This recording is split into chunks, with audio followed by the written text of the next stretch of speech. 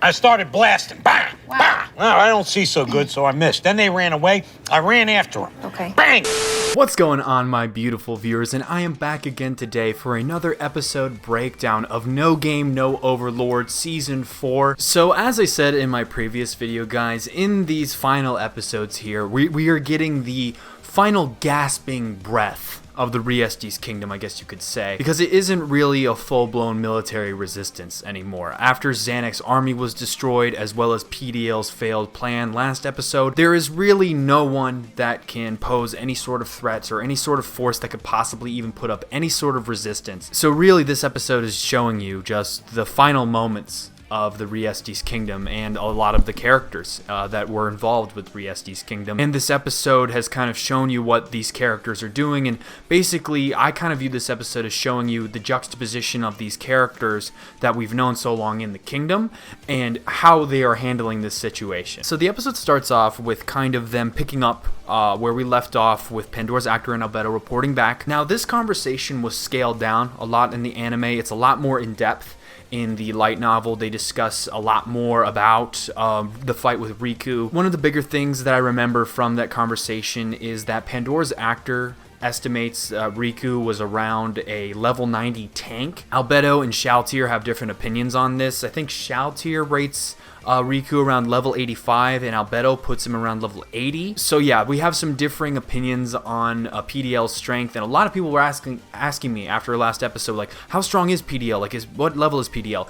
And I didn't give an exact answer because all these estimates were different. So really what I go with when I'm estimating PDL's strength is he's minimum level 80 is what I say. So, you know, pretty strong and ridiculously strong for New World. And actually in the light novel, Ainz states that, you know, he theorizes that PDL's powers are native to the New World, and just from taking in all the facts that Pandora's actor has reported to him, you know, he basically comes to the conclusion that it's impossible to replicate these kind of things with the powers from the world they're from. So he's pretty much already determined at this point that, you know, PDL is using some sort of unknown power. Another thing in the light novel is that the identity of Riku is a topic of discussion, and you know, they basically already come to the conclusion that it's either one of the 13 heroes or it's Platinum Dragon Lord. They already have a list of suspects for who Riku is. They don't make any sort of like distinct conclusions because they don't want to jump, because they don't have a whole lot of information. Nazarick doesn't have complete information on, you know, PDL either. They may suspect it's PDL, but they haven't confirmed that. And also, you know, they don't really know how wild magic works. So even if they know that his power source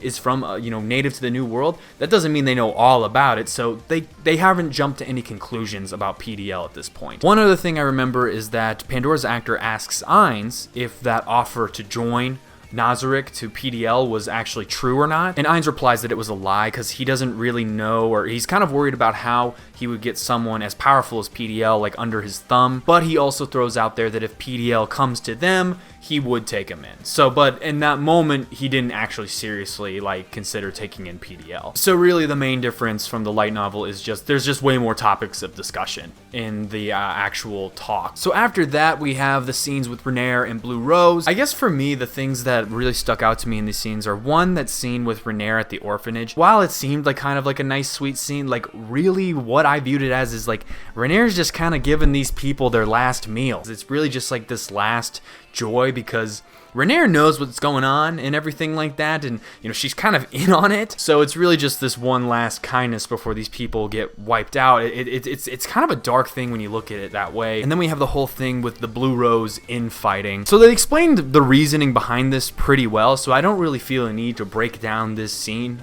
because, you know, they explained it, you know, what's going on in the anime. Lachius was like determined to stay and fight, you know, to the very end for the kingdom. She was willing to die for the kingdom, but the rest of Blue Rose was unwilling to accept that. They were not willing to give up Lachius for the Riestes Kingdom. And so they were like, look, we got to take this girl by force. So they proceeded to beat the living shit out of her. Watch out, watch out, watch out, watch out! You know, in the light novel they described it, but it's just different seeing it in the anime. And honestly, I really thought they did well with how they did it in the anime. It seemed like a brutal beatdown. They were just going after, like in the light novel, it goes more into like how shocked Lockyus is and how confused and hurt, and like she's really emotionally feeling a lot of things during this whole thing. Some people were saying online like, yo, why did they have to go through all this trouble? Like, couldn't Evil Eye stronger than her? Is Evil Eye stronger here? Like, how strong is Lockyus? And I want to clear something up here. Yeah, Evil Eye is stronger than Lockyus. Like, if Evil Eye wanted to kill Lockyus, she could probably do that no problem. The thing is, they're trying not to kill her. They wanted to put her under a charm spell so that they could get her out. Problem is that Lockyus is way too strong. She would resist a charm spell normally. If they just decided to use a charm spell on Lockyus without all this extra stuff,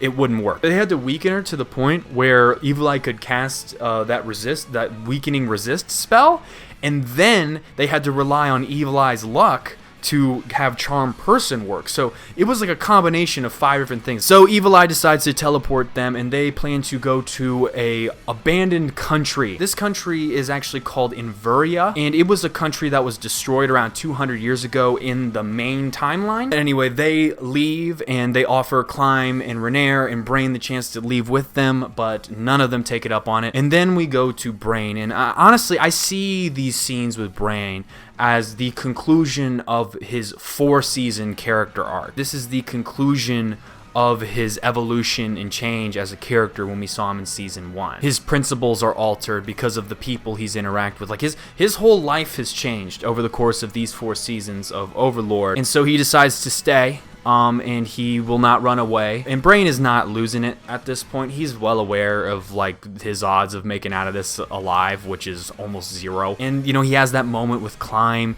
and you know, he's like emotional, like, you and Sebas and Gazef, you guys brought me back to life when I had given up. Like, thank you so much. I'm so lucky to have found you guys. You know, once again, this is showing you the majesty of Overlord and how they do this side character world building thing where they're populating the world with these real characters. And we had this small scene with Climb and Rear, and I really like that scene with Climb. Like, Climb is just like, you know, Sorcerer King, like, if only you didn't exist. Like, because from Climb's point of view, like, the Sorcerer Kingdom has ruined his life. Climb had like his gang with Gazef and Brain. He was like under the tutelage of them both. Like, and then Sorcerer King kills Gazef, which like basically robs Climb of a mentor / father-ish figure. He doesn't know about Renaer. So to his point of view, the kingdom of the woman he loves is being assaulted, and her life is now in danger too. And then his second mentor / big brother, I kind of view Brain more as a big brother rather than a father, is also going out on this pretty much guaranteed death mission. So like,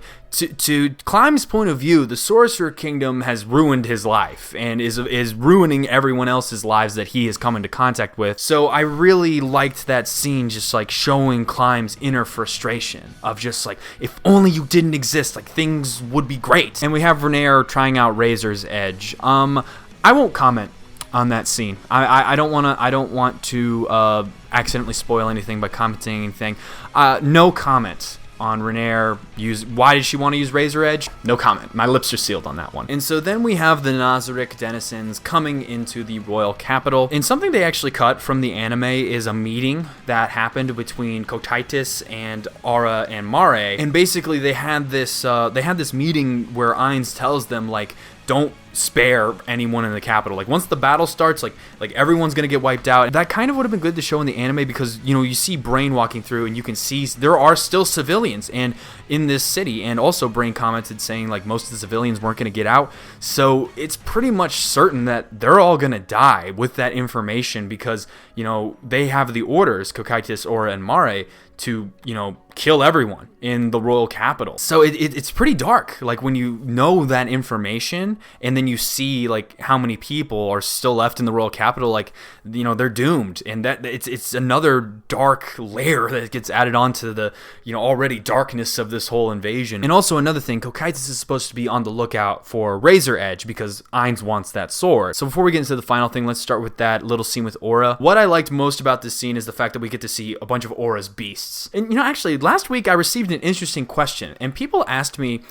Aura has a dragon, and, like, how does that dragon stack up to, like, PDL or, like, any of Aura's beasts? And I thought that was a really interesting question. And to answer the question, Aura's beasts are, I think the max level of all of her beasts is level 80, but Aura also has skills as a beast tamer that can cause her to like forcibly level up her monsters. I think they can go like into like the low 90s with her skills. But as far as like what level her dragon is, it's never stated. A lot of her, I think the level 80 is the T-Rex. So I don't know how strong the dragon is per se, but basically on their own, none of the beasts could beat PDL in my opinion. But with Aura backing them up, or like if Aura like leveled them up with her skills, they might be able to beat PDL. But I also said that it's kind of hard to scale PDL to Yggdrasil terms, like, because PDL has wild magic, which is just a completely different scale, so it's really hard to kind of do the comparison as well. But yeah, we get to see all of Aura's beasts, which is kind of cool, and once again, what Aura is doing, I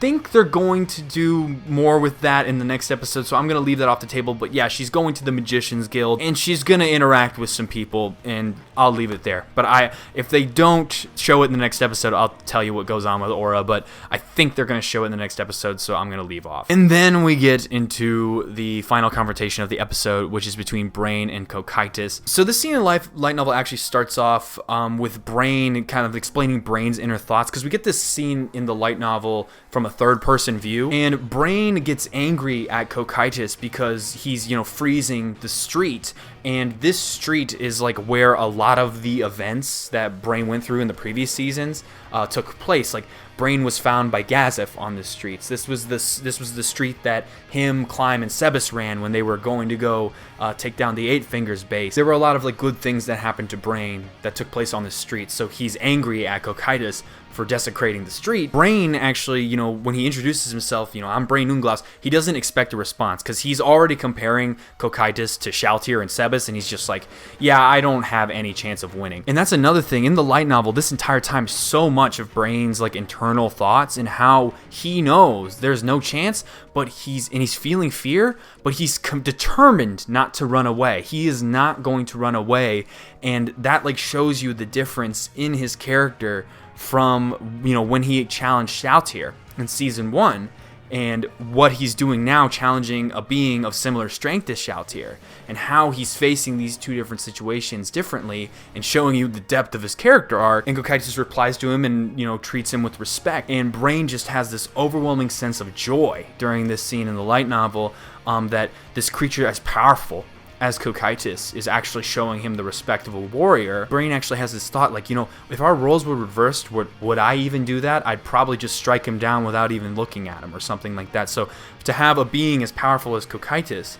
also show me respect and have that kind of character, like he's not like Shaltir at all. And a lot of Cocytus's behaviors and how he acts like this way towards warriors stems from his settings that were from his creator, which is warrior Take Mikazuchi. Cocytus's personality is just, he has a deep respect of the warrior spirit. This was shown in season 2 with the whole lizardmen thing, and how he, respected the lizardmen, challenging him to a fight. And even though they're so much weaker than him, Cocytus goes in and respects that. Also, Cocytus shows his respect by pulling out the god-slaying Emperor Blade, which was actually a weapon from warrior Take Mikazuchi. So he's using his creator's own personal weapon, which Cocytus only does as a show of respect to warriors. And so then we have the actual fight, which I honestly thought that this whole interaction, or this fight, it kind of reminded me of like the old samurai movies. And then I've also heard this too, but I'm also a complete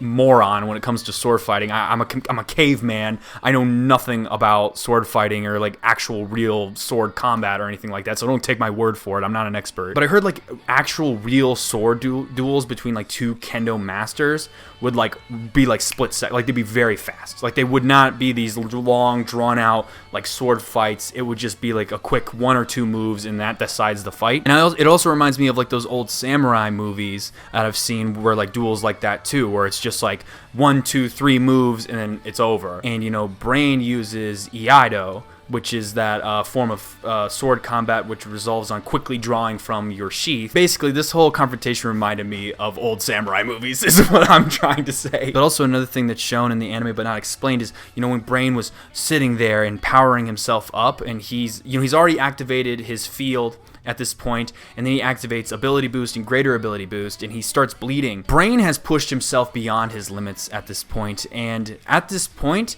he's considered in the realm of heroes, and he's like beyond human right now. And in the light novel, it's also stated that at this point, he's stronger than Gazef. I feel like that was a good finality note to have in the light novel, at the end of this character arc, showing that Brain has finally achieved that goal he set out for himself, all those years ago. And like I said before, though, all this stuff, it doesn't really matter because, Cocytus ends it in one blow. Brain never even reached him. He didn't cut him or anything like that. In the light novel, I really liked how, even though Brain is scared, he's still actually coming up with strategies on how to win this, despite the fact that he knows he can't.